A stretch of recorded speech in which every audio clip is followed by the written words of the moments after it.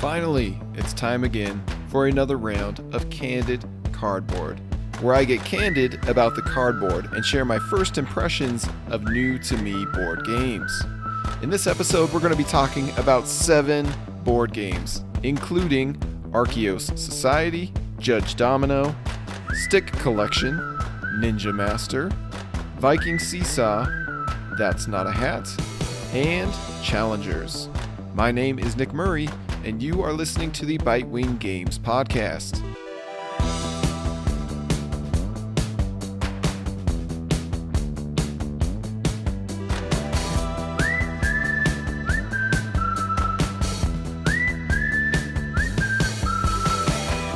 We're going to start things off with Archeos Society, which I have 2 plays of at 5 and 6 players.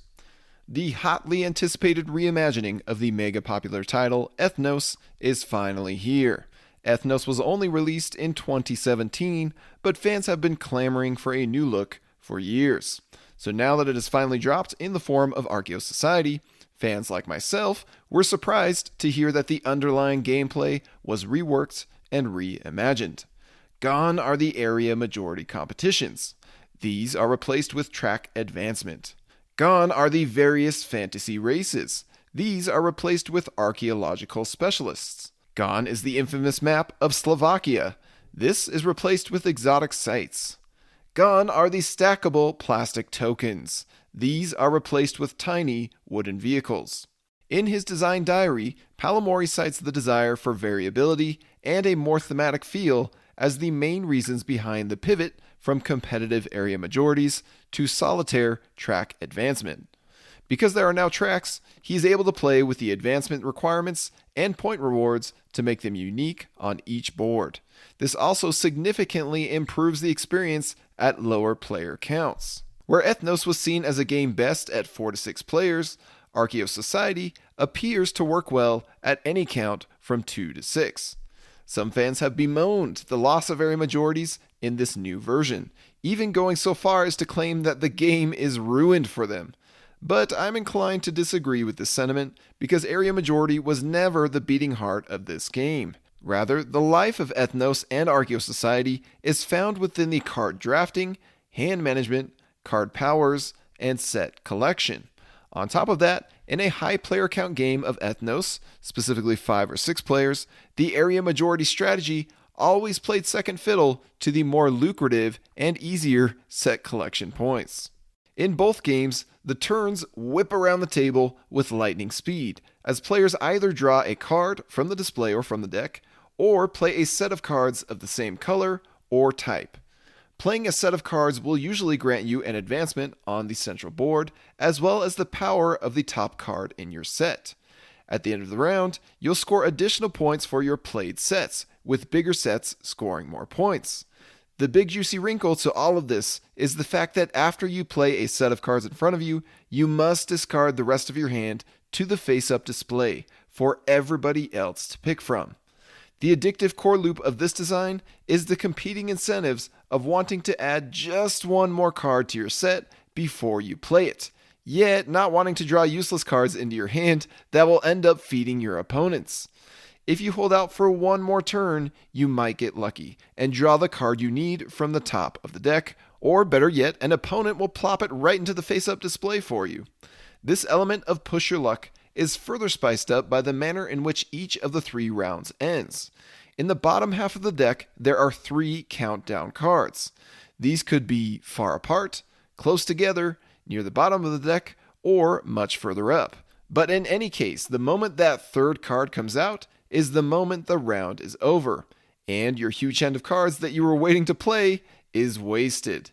You only have yourself and the shuffler to blame if the end of the round sneaks up on you too quickly.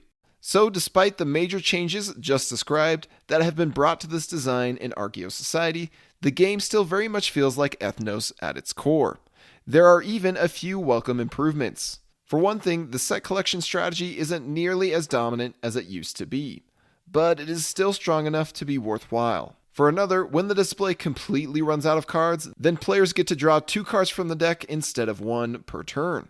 This certainly improves the psychology of top decking to something that feels more powerful and welcome. Furthermore, the box insert is a million times better at keeping your cards and components well organized, even speeding up the setup. And finally, the artwork is certainly more welcoming to better serve the family-friendly game that this is. Sure, perhaps there is a small element of area majority competition that is now missing from the experience, but there is still plenty of competition and interaction from drafting and gifting cards within the card market. Your decisions and success will certainly be influenced by what other players are gunning for and what they are ignoring. And the diverse, double-sided trackboards provide noticeably more variety than what the Ethno setup used to feature. Some are guaranteed to hate this core change, but to me, the new tracks are interesting enough to keep me entertained. On the other hand, the original game had a sharper focus, simplicity, and clarity to it, both in the gameplay and in the graphic design, that part of me misses. Ultimately, Archeos Society feels more like a lateral move than anything. But I count this one as a win because a still great game is back on shelves. I give a good prognosis to Archeos Society.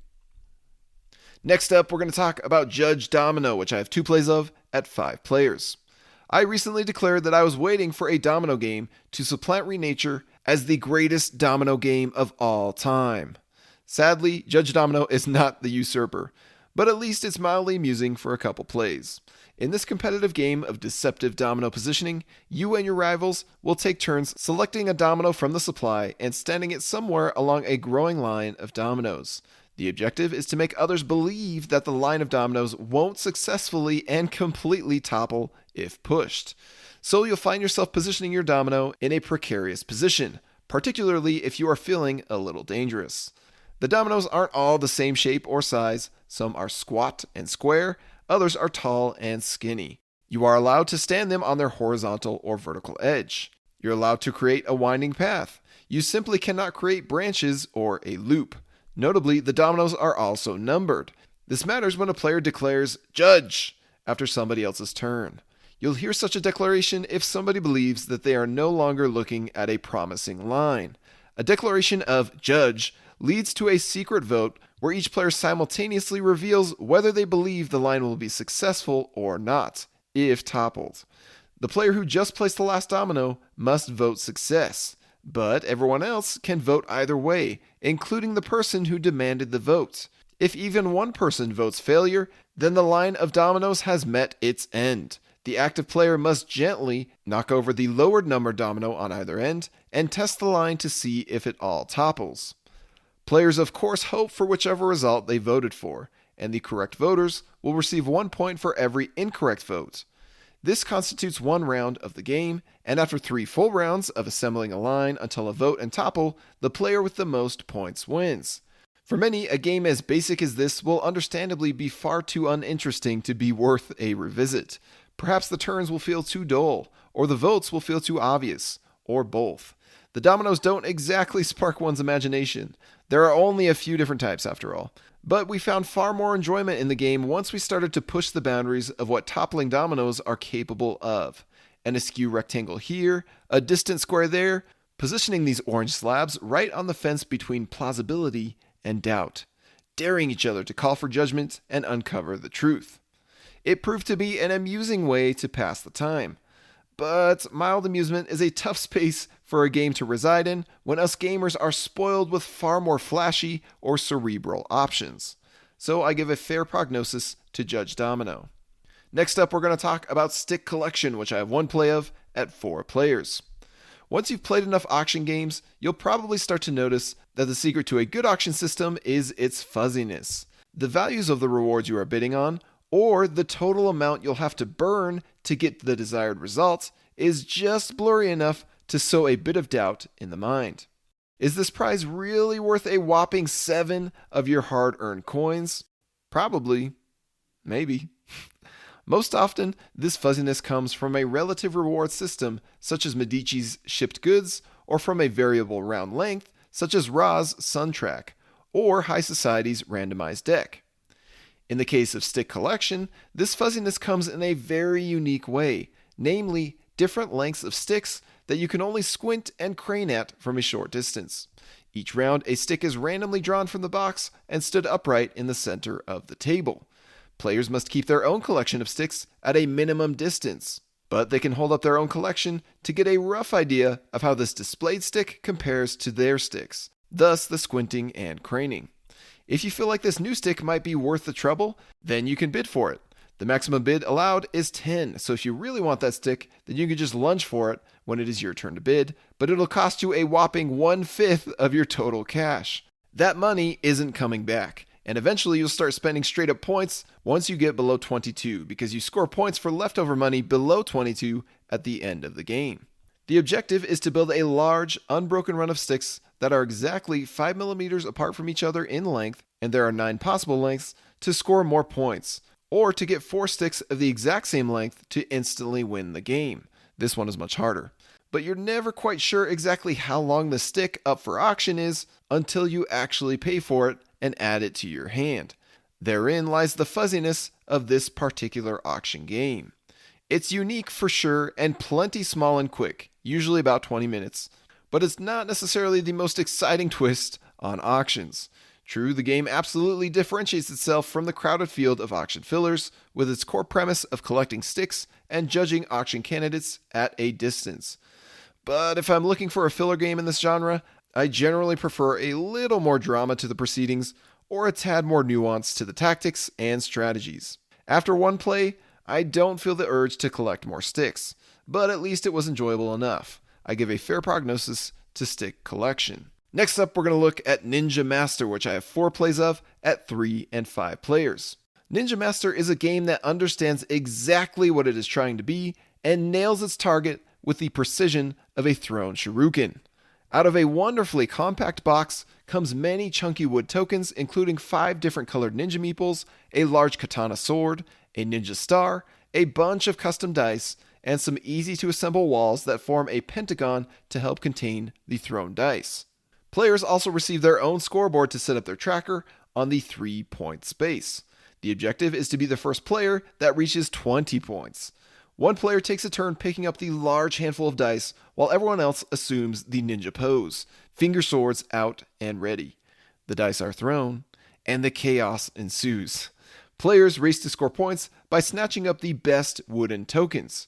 You can grab up to 2 items, 1 for each hand. If you're too slow, then the best items will be long gone.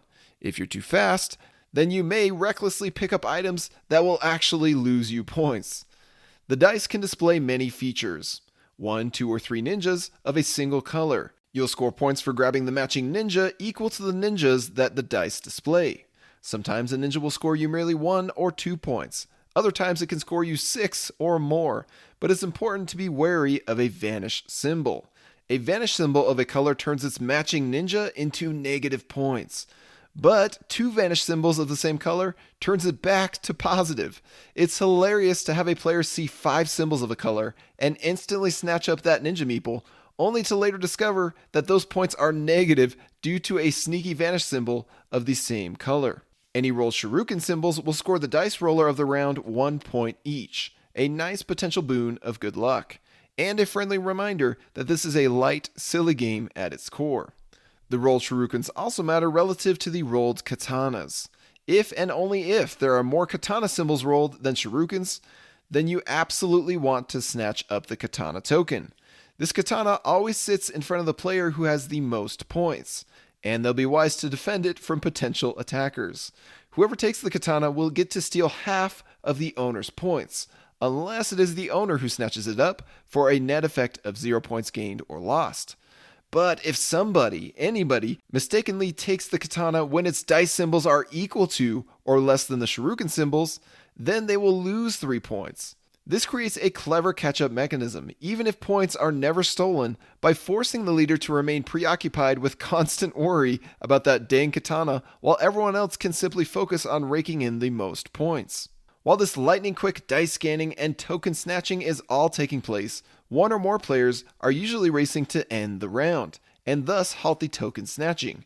A round is ended the moment somebody calls out a number, and hopefully for them, that number is equal to the total ninjas that were rolled.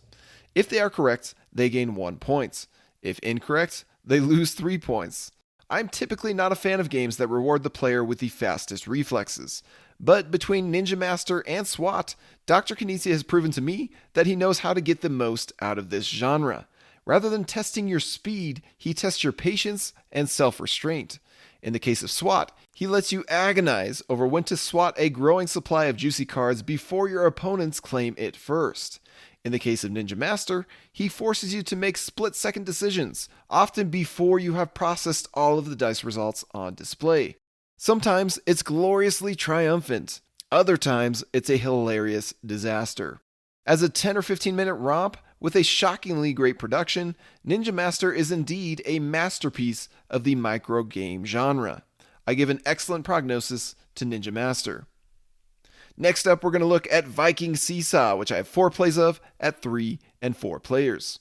Speaking of killer Knizia microgames, Ninja Master isn't the only Funbrick title to be a hit at our table. Viking See-Saw presents one of the most magnificent little experiences I've seen in ages. In the center of the table resides a long Viking ship, leaning to one side like a teeter-totter. This ship also contains several chess blocks in the center section of the ship. Before each player sits a supply of odd tokens of various weights, shapes, and sizes, all contained within an elastic hair band. Some silver cubes, some gold cubes, a metal ball, a plastic ball, a wonky gem, and a Viking meeple. The challenge is seemingly simple. Get rid of all of your tokens first, and don't rock the boat. Players take turns selecting one item from their supply and adding it to the high end of the boat. If you successfully place an item without teetering the boat, then you can breathe a sigh of relief because your turn is over. If you happen to add too much weight to this side, causing the boat to pivot with it, then you must begrudgingly take a chest token from the cargo space into your supply. But there are far worse fates to suffer.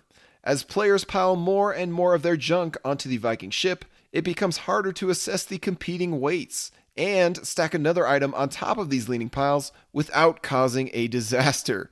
Any items that you knock out of the boat on your turn must be added to your supply, while the rest of the group laughs at your clumsy misfortune. It's simple, dumb, and pure dexterity fun. But the thing that really takes Viking See-Saw up a notch is the perfectly crafted production combined with a refreshing physics challenge. The various items have dramatically different weights, frictions, and shapes to them. The Viking meeples are blessedly lightweight, with plenty of little nooks and crannies to help stack a leaning item on top and keep it from sliding off. The gems are also wonderfully lightweight, but a nightmare to stack on other items, and delightfully an even bigger nightmare for later players to stack items on top of.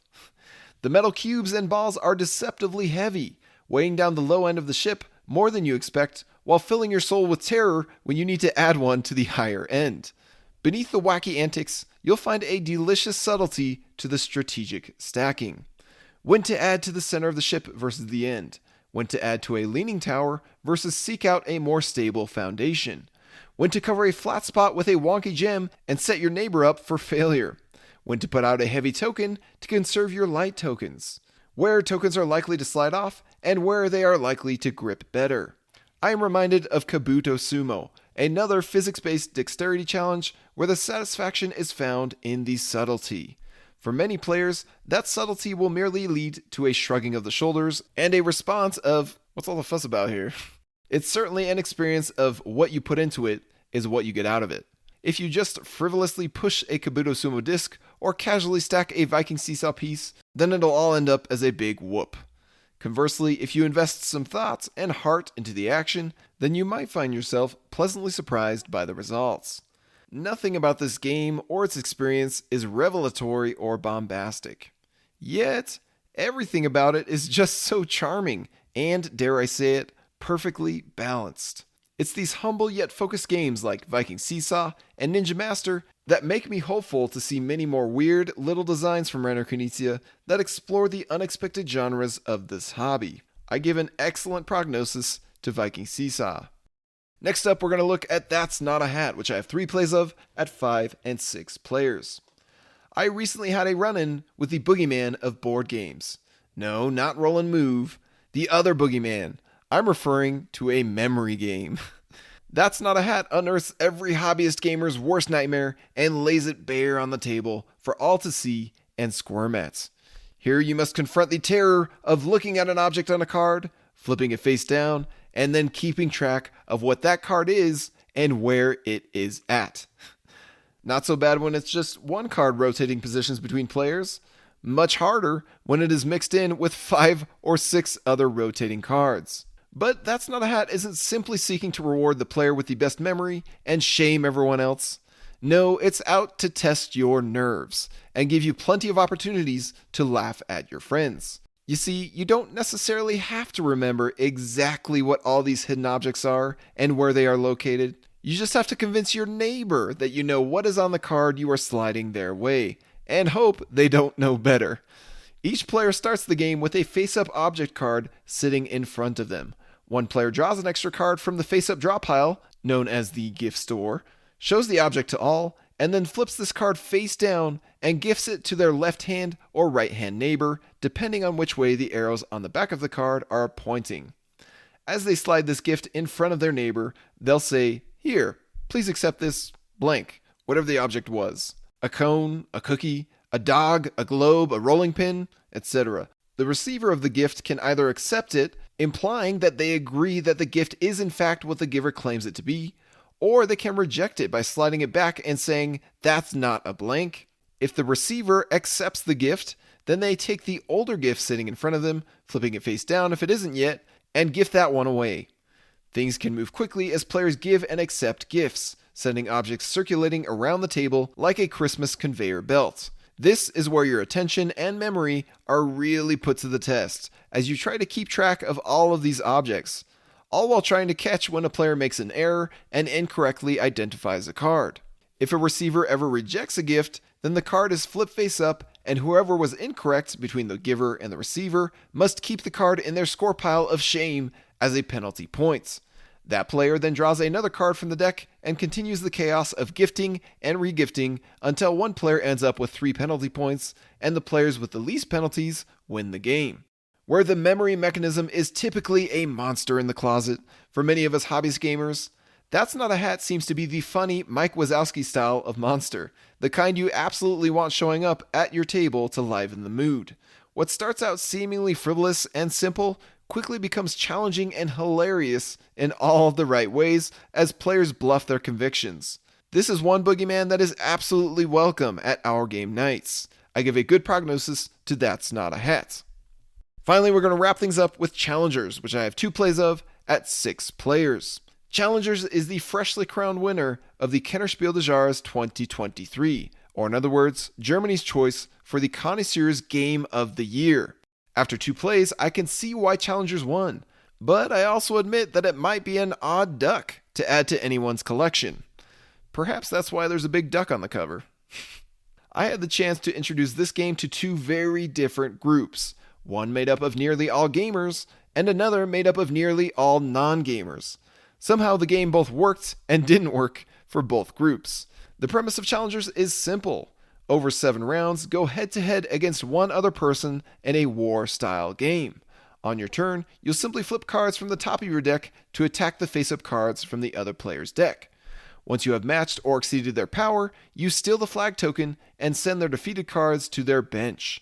You can win the match either by filling their bench beyond maximum capacity or by depleting their supply of cards entirely. Notably, cards that are exactly the same can fill up the same slot in your bench, so it's always great to have duplicates in your deck. Between rounds, you'll draw 5 cards from a supply pile and select 1 or 2 to add to your deck. You can even reject your first draw of cards and replace it with the second, in case you don't like your options. Then you are allowed to trash as many cards as you'd like from your deck. This is where the most important decisions come into play. The key is to strike a fine balance between having enough cards to not run out before your opponents, but not have too many different types of cards that clutter up your bench. Balance should be your first priority, and synergy should be your second. Many cards play off of each other well, and specializing your deck can go a long ways to making you competitive across these 7 rounds of play. Players are each given a unique tournament card at the beginning, which dictates where they will battle each round. This results in you facing off against every other person 1 or 2 times, at least in a 6-player game. The winner of each bout will claim a trophy. These trophies grant increasingly more points over time. And after 7 rounds, the top 2 scorers will face off in one final epic battle. There is a lot to love about Challengers. The refreshing tournament-style play that lets you test your carefully crafted deck against a variety of opponents and their decks. Come to think of it, it's much like a Pokemon battle.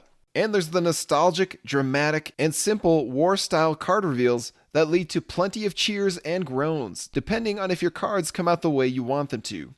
There's the tense battles when 2 evenly matched decks fight to the bitter end and one player narrowly escapes with victory. There's the built-in opportunities to learn from your mistakes, shore up your deck's weaknesses, and acquire exciting new cards that increasingly grow stronger as the tournament proceeds on. But there's also potentially a lot to hate about Challengers, such as the battle phases that feature very few decisions, aside from a few card powers, and a whole lot of luck, specifically the order that these cards come out. Or when 1 or 2 players start off poorly with their deck crafting and fall behind the competition to then suffer loss after loss after loss. Or the text-heavy cards with enough edge case rules to initially overwhelm newcomers, especially non-gamers. Or the fact that you have to get up from your seat and play musical chairs with a group every 5 minutes.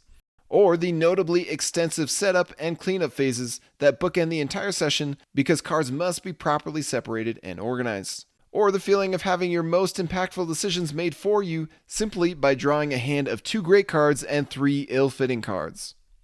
In other words, Challengers is very much a mixed bag.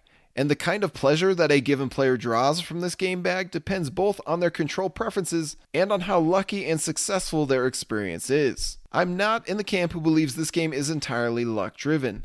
In my 2 plays of the game, I had the most points out of everyone after 7 rounds were over. I then won the first final battle and lost the second one. But that's still first and second place in 2 different groups of 6, which means I'm either suspiciously lucky or that the game rewards some amount of skill and experience.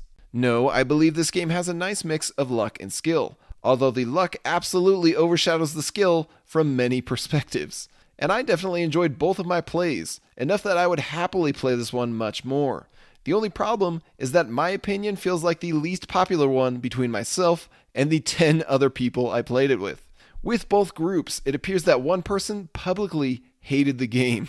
One person publicly loved the game, myself, and everyone else seemed to offer mild compliments at best. And did they actually enjoy it, or were they just being polite? Probably a mix of both. The problem with having a game that one person outwardly hates is that it becomes much harder to get to the table. You have to play it when they aren't around. Challengers makes this even more challenging by forcing people to include a bot in the game for odd-numbered groups. I'm too stubborn to force people to play against a bot during 1 or 2 of their 7 rounds, so this essentially becomes an even player game only, 2, 4, 6, or 8, that I cannot play with the haters. To make matters worse, it's just complicated enough, as I mentioned, that it's not necessarily easy to teach to everyone. My non-gamer group struggled to retain the upfront information until after a round or 2 of play. And there's enough critical yet foreign terminology on the cards that it helps to have several translators in the group. At the end of it all, I'm forced to judge this game in a way that I have never judged one before. For my personal experience, Challengers hover somewhere between good and excellent. But the prospect of me actually getting it to the table again and fully entertaining a group with it seems much more precarious, which certainly hurts its prognosis in my collection. So I give a fair prognosis to Challengers. And that's going to do it for another round of Candid Cardboard. I hope you enjoyed my thoughts and musings about these 7 interesting games. Those who have listened to enough of these episodes know and understand my gaming tastes pretty well at this point, which hopefully adds further weight to the games that we decide to publish. The truth is that I spend way too much of my free time on this side gig of being a publisher of board games. I have other hobbies and interests such as tennis, The Legend of Zelda Tears of the Kingdom, and sleep that are suffering. They are in pain because I don't have enough time for them. Yet I am totally fine with that because I am having way too much fun publishing these excellent games that I am so excited about and that I love to play, including our current Kickstarter campaign of Spectral and Trailblazers Sasquatch expansion. So if you have any interest in deduction games, particularly logic deduction games for Spectral, or cooperative games with puzzling mechanisms and a potential hidden trader for the Sasquatch expansion of Trailblazers, then I implore you to take a look at this Kickstarter campaign and see what all the fuss is about. In my opinion, Spectral is the best deduction game I have ever played. Ryan created a truly addicting and uniquely interactive deduction game. And Quanchai's artwork and Bridget's graphic design is as good as ever. And then Trailblazers Sasquatch expansion is just the weirdest yet most intriguing little mode of Trailblazers. It's one that I'm so hungry to keep playing with the same group of people, whether that's just my wife or some of my friends who are into Trailblazers. At any rate, this Kickstarter campaign only has about a week and a half left at the time of this recording, so you can follow the link in the description of this podcast episode to check that out. And if you're listening to this later and you missed the campaign, well, you can still acquire these games through an order or pre-order directly from our web store, found at bitewinggames.com. Thanks for letting me rant for a moment here. A huge thanks again to everybody who is supporting us here at Bitewing Games. We could not make these games and we could not sustain this podcast without your support. My name is Nick Murray, and you have been listening to the Bitewing Games podcast.